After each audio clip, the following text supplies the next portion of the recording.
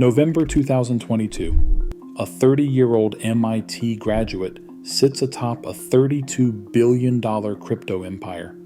Magazine covers, stadium deals, senators shaking his hand. 72 hours later, it's all gone. Millions of customers discover their money has vanished, and crypto's most trusted king becomes the face of one of the largest financial frauds in American history. To understand how he lost it all, you need to understand why the world believed him. Sam Bankman-Fried didn't just run a crypto exchange, he became crypto's most trusted name. At the height of FTX's power, the company was valued at $32 billion, outpacing all but two rivals worldwide. Bankman-Fried's face was everywhere, grinning from the covers of Fortune and Forbes, trading quips with senators on Capitol Hill, and promising to give away his fortune in the name of effective altruism. He styled himself as the math whiz billionaire who would make crypto safe for everyone, from Wall Street pros to first-time investors. Every detail of FTX's public presence was engineered for credibility. In 2021, the company struck a $135 million deal to plaster its name across the Miami Heat's arena for 20 years, a move usually reserved for legacy banks or tech giants. Super Bowl viewers watched comedian Larry David poke fun at crypto, only for FTX's logo to close out the punchline. Sports leagues and esports tournaments signed on for multi-million-dollar partnerships, while celebrity endorsements from the likes of Tom Brady and Gisele Bündchen helped push FTX into the mainstream. These weren't just ads, they were signals. Your money is safe here because the grown-ups are in charge. Bankman-Fried's public statements hammered the message home. He told Congress he welcomed regulation, he pledged nearly all his wealth to charity, and he made the rounds on every major business network as the face of a new, responsible era for cryptocurrency. Ordinary people, teachers, nurses, retirees, saw a platform backed by celebrities, trusted by politicians, and run by a man who promised to do good. The illusion of safety was complete. No one imagined that just months later, the empire would unravel in a matter of days. Behind the polished image and celebrity endorsements, FTX's internal machinery was quietly engineered for something no customer suspected. At the heart of the operation sat a hidden software flag, an obscure line of code that allowed Alameda Research, the trading firm closely linked to Sam Bankman-Fried, to run a negative balance on the exchange. This was not a minor oversight. According to courtroom testimony and forensic audits, Alameda could borrow against customer deposits without limit, bypassing the same risk controls that governed every other account. Prosecutors later revealed that a privilege known as a Lao negative was embedded in FTX's ledger since mid-2019, authorized by senior engineers and left invisible to outside auditors. The scale of the misuse was staggering. Internal records and bankruptcy filings show that during 2022, billions of dollars in customer funds quietly flowed to Alameda. Some of it was used to prop up high-risk trades, but large amounts funded political donations, luxury real estate in the Bahamas, and loans to insiders. Alameda's own balance sheet, leaked in November 2022, exposed another layer. More than $3.6 billion of its assets were FTT, a token issued and mostly controlled by FTX itself. At one point, Alameda held over half of all FTT in existence, creating a fragile loop where the value of its collateral depended on a token. It could barely sell without crashing its own lifeline. The system's fragility was known to a handful of engineers and executives. Internal Slack messages later entered as evidence show requests to approve off-book transfers that said no audit needed. Internal transfer approved. External auditors, meanwhile, saw only sanitized balance sheets, never the privileged ledger entries or the software backdoor. The result was a structure that looked solid from the outside, but was held together by technical tricks and trust in a single man's word, a setup that would not survive the first real shock. On the morning of November 2nd, 2022, everything changed with a single headline. CoinDesk published an explosive investigation showing that Alameda Research's balance sheet was propped up by billions in FTT, the token created by the exchange FTX. The numbers were stark: $3.66 billion in FTT exposure, with most of Alameda's reported assets tied to a token that could not be sold without tanking its own price. Within minutes, crypto journalists and industry insiders spread the article across Twitter, warning of red flags and openly questioning the solvency of the exchange FTX. The market did not wait for clarification. FTT's price fell from $45 to $30 in less than a day, erasing hundreds of millions in value. Then the blow that turned a leak into a crisis.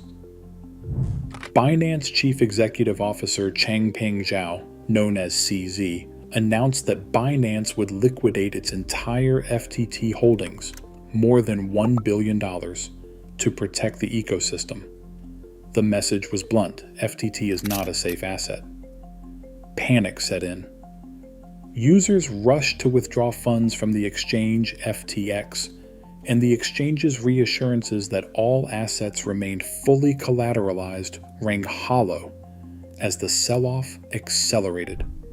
What began as a leaked spreadsheet was now a full-scale market stampede, and the first cracks in Sam Bankman-Fried's empire were suddenly open. Withdrawal requests hit FTX like a tidal wave. By mid-morning on November the 6th, the exchange's support portal logged more than $5 billion in demands for fiat and stablecoin withdrawals, a figure that dwarfed anything the company had ever faced. On-chain data confirmed the panic. Billions of dollars in digital assets streamed out in a matter of hours, draining the hot wallets that once seemed bottomless. FTX's internal dashboards flashed red as pending withdrawal queues stacked up, far outpacing the liquid reserves available. Executives scrambled behind the scenes, watching the numbers spiral out of control. By the end of the day, the withdrawal total had soared to nearly $8 billion, exposing a shortfall that no amount of spin could hide. Desperation set in. Sam Bankman-Fried and his team reached out to Binance, the world's largest crypto exchange, in a last-ditch effort to secure a lifeline. A term sheet was drafted for a potential buyout, offering billions in cash and Binance's own BNB token. But even this emergency measure hung in the balance, contingent on a full audit of FTX's books. As the rescue talks made headlines, customers kept refreshing their accounts, hoping for relief that never came. The run on FTX was now unstoppable, and the illusion of safety was shattered. By the night of November 8th, hope for an FTX rescue had vanished. Binance walked away from the deal, citing concerns over mishandled customer funds and a gaping hole in the books. That exit slammed the last door shut. The FTX withdrawal portal, once the lifeline for millions, now displayed only error messages and frozen balances. The company's support channels went silent.